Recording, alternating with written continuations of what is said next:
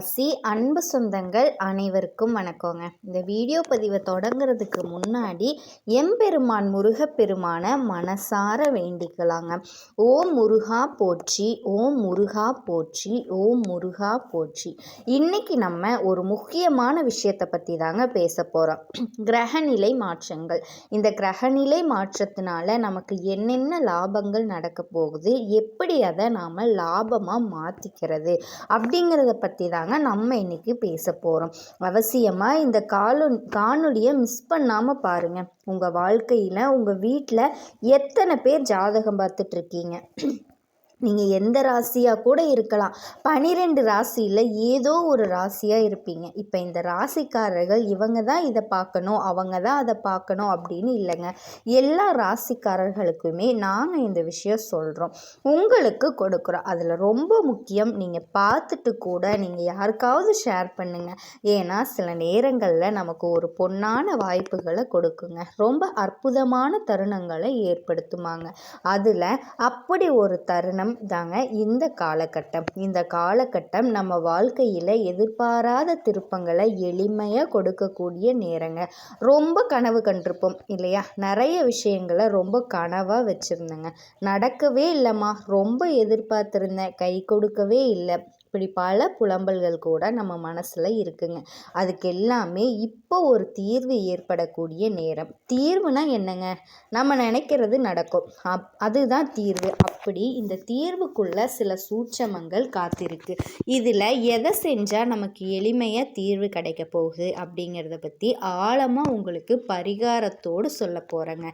கிரகங்களோட பெயர்ச்சிகள்னு பார்த்தீங்கன்னா சூரியன், ராகு, சுக்கிரன், சனி, சூரியன், புதன், செவ்வாய், குரு, கேது எல்லா கிரகங்களுமே நம்மளை எந்த அளவுக்கு இப்போ பாசிட்டிவாக நம்மளோட நடப்புகளை கொடுக்க போகுது அப்படிங்கிறத தெளிவுபடுத்துறதுக்கான பதிவு தாங்க இது. அதில் முக்கியமாக ஒரு 4 கிரகங்கள் நம்மளை மிரள வைக்குங்க. இது ஆண்டவனினுடைய உத்தரவு. அந்த 4 கிரகங்கள் அதுக்கு நம்ம என்ன பண்ணணும், என்ன பரிகாரம் பண்ணணும் அப்படிங்கிறத பற்றியும் உங்களுக்கு தகவலாக கொடுக்குற ஒரு அரிய சந்தர்ப்பம் தாங்க இது. வாங்க ஒரு ராசிக்கு போகலாம். பிரதி உபகாரம் அப்படின்னு சொல்லுவாங்க. அதாவது மற்றவங்களுக்கு எல்லாம் யாராவது என்ன உதவி செஞ்சாலுமே அதை கடன்படக்கூடாதுங்க. அவங்களுக்கு ஏதாவது திருப்பி செஞ்சிடணும். இந்த திருப்பி செய்யறதுல வல்லமை படைச்சவங்க கன்னி ராசிக்காரங்க. அவன் கெட்டவனாக இருந்தாலும் சரி, அவன் ஒரு சல்யூட் வச்சுட்டானா, ஏண்டா உன் சல்யூட்டை வச்சு நான் என்னடா பண்ண போகிறேன், திருப்பி அவனுக்கு ஏதாவது கை காரியம் பண்ணிடுவாங்க.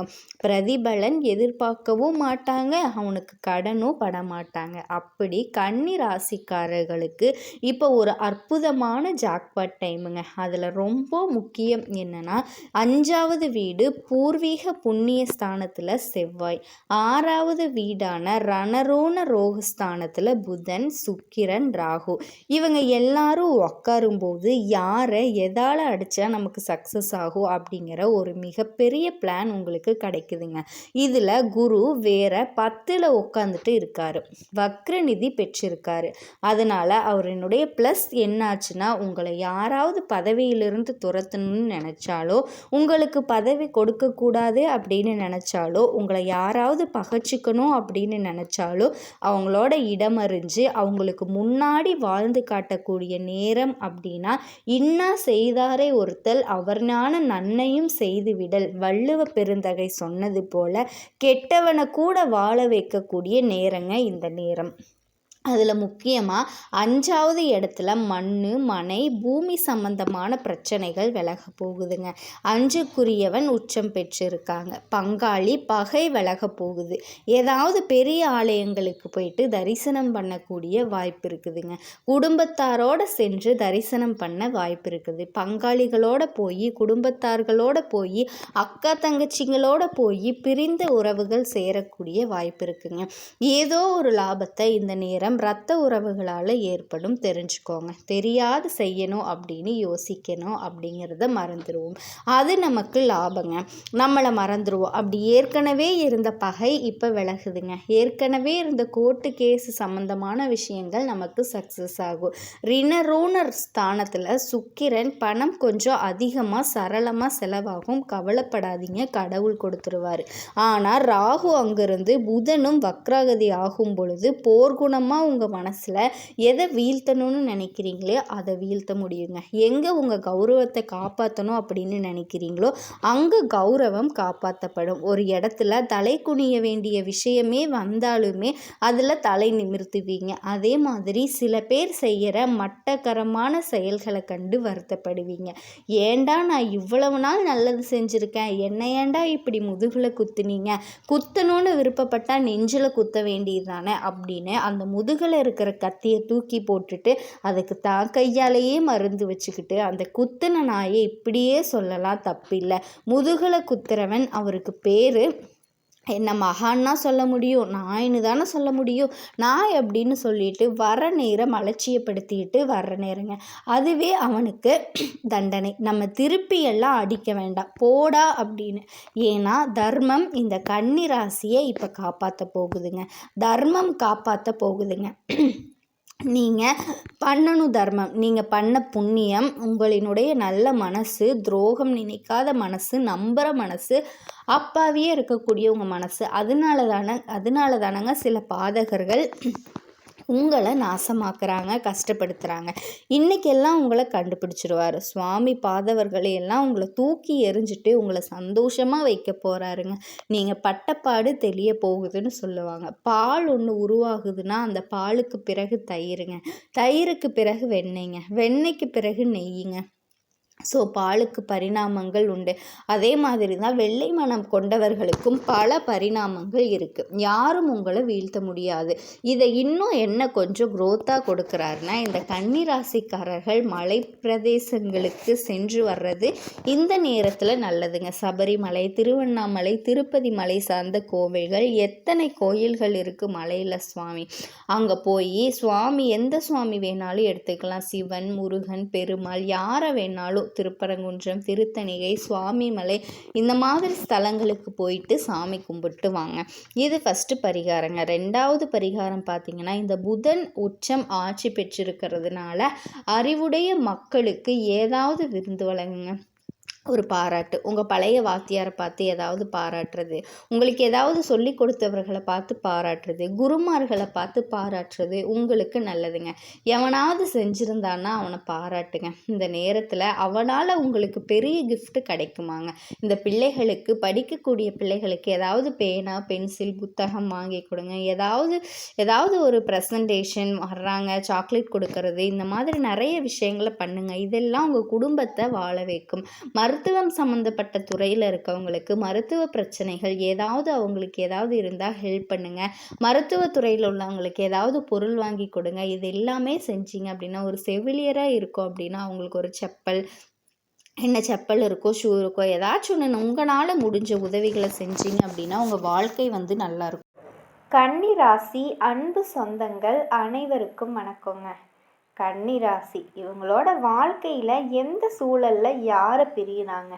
கன்னிராசினா நீங்கள் சொல்கிற மாதிரி ஒரு உறவு அப்படிங்கிறத விடங்க, ஒரு உறவாக இல்லாதவர்களை சில நேரத்தில் ஒரு ரயிலில் பயணம் பண்ணுறோம், முன்ன பின்ன தெரியாது, ஆனால் அந்த பயணத்துக்குள்ளே ஒரு நட்பு கிடைக்கும். அந்த இறங்கும்போது ஒரு பெயின் இருக்கும், ஒரு வலி இருக்கும், திரும்ப நம்பரெல்லாம் வாங்குவோம். இன்றைக்கி அந்த நட்பை திரும்ப தொடர்றதுக்கு முயற்சி பண்ணுவோம். அந்த மாதிரி தன் மேலே ஒரு இணக்கமாக, அன்பாக, பாசமாக, தனக்கான கஷ்ட நஷ்டங்களில் தோள் கொடுத்தவர்கள் மேலே ஒரு பிரிவு அப்படிங்கிறது வரும்போது மனித மனம் அப்படிங்கிறது ரொம்ப காயப்படும். அதில் கன்னி ராசிக்காரர்கள் ஒரு படி கூட தான்.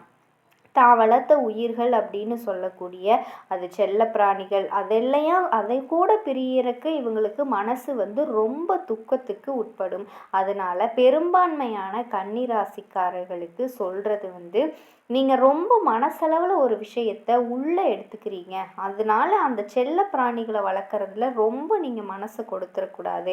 அதனால் மனக்காயம் அப்படிங்கிறது உங்களை வந்து அப்படியே காயப்படுத்திட்டு நிறைய கன்னி ராசிக்காரர்கள் அவர்கள் வளர்த்த செல்ல பிராணியினுடைய அந்த ஃபோட்டோவை கூட அதனோட மறைவுக்கு பின்னாடி வச்சு பூ போட்டு குலதெய்வத்துக்கு நிகராக அதை வழிபாடு பண்ணுவாங்க. அதை நம்ம பார்த்துருக்கோம். ஆக கன்னி ராசிக்காரர்களுடைய ஒரு பிரிவு அப்படிங்கிறது உயிரை ஒருத்தரை பிரிச்சுட்டாங்க, உலகத்தை விட்டு போயிட்டாங்க அப்படிங்கிறத தாண்டி வாழ்ந்துக்கிட்டே இவர்கள் வந்து நெருங்கி பழகிய நண்பர்களை பிரியும் போது, உறவுகளை பிரியும் போது, இவங்க நலம் விரும்பிகளை பிரியும் போது கன்னி ராசிக்காரர்கள் அந்த பிரிவை வந்து சமாளிக்கிறது, அதிலிருந்து வந்து கடந்து வர்றது அப்படிங்கிறது ஒரு பெரிய கடினமான விஷயம்.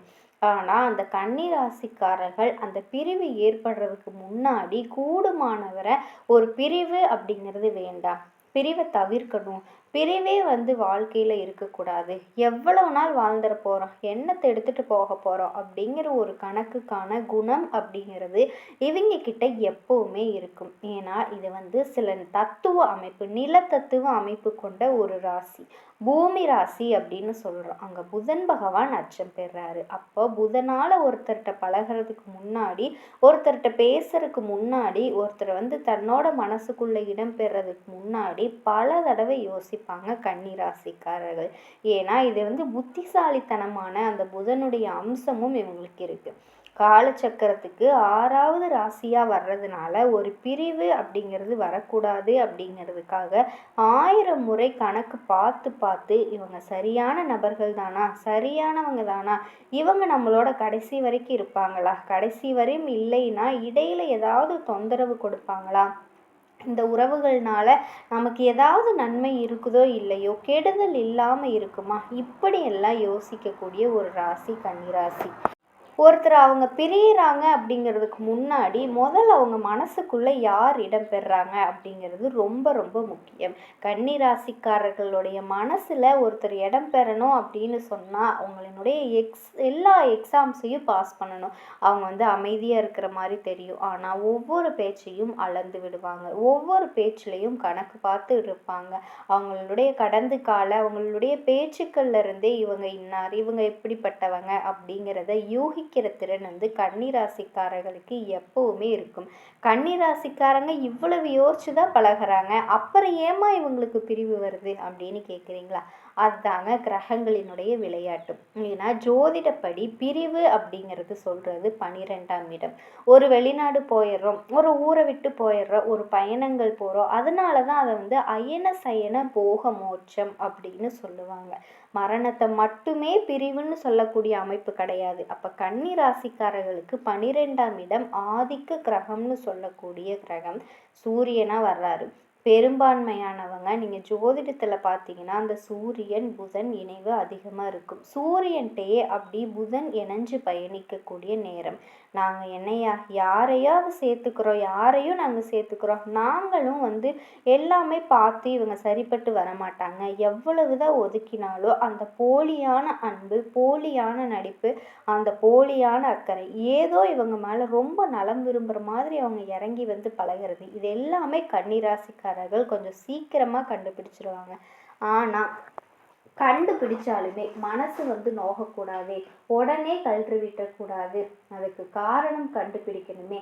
கன்னிராசிக்காரர்கள் ஒருத்தர் பிரிவை ஏற்படுறதுக்கு முன்னாடி 1000 விஷயங்களை ஃபைல் பண்ணுவாங்க, ரெக்கார்ட் பண்ணுவாங்க. இது இந்த நாள் இப்படி நடந்துச்சு, இந்த நாள் இப்படி நடந்துச்சு, இந்த நாள் நீங்கள் அப்படி பேசுனீங்க, இதை இப்படி தான் பழகணும், இப்படி போனோம், இந்த நாள் நீங்கள் இதை சொன்னீங்க, நாங்கள் இதை சொன்னோம் அப்படிங்கிற விஷயத்த ஆர்கியூமெண்ட்டாக பண்ணாமல் ரொம்ப ஒரு ரெக்கார்டிக்கலாக ஃபைல் பண்ணால் அது எப்படி இருக்கும் கன்னிராசி. அதனால தான் புதனினுடைய அமைப்புன்னு சொல்கிறோம். அப்படி பண்ணிட்டு நான் ஒரு விஷயத்த கன்னிராசிக்காரர்கள் கண்டிப்பாக விலகுவாங்க. அப்போது கன்னிராசிக்காரர்கள் நாடக காதலை கண்டுபிடிச்சா காதலே நாடகம்தான் அப்படின்னு சொன்னால் அது கன்னிராசி.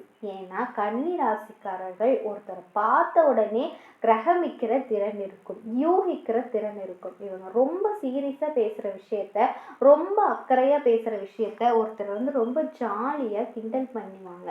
நகைச்சுவையாக பேசுவாங்க, காமெடி கலந்து பேசுவாங்க, ஆனால் யாரையும் பாதிக்காமல் பேசுவாங்க.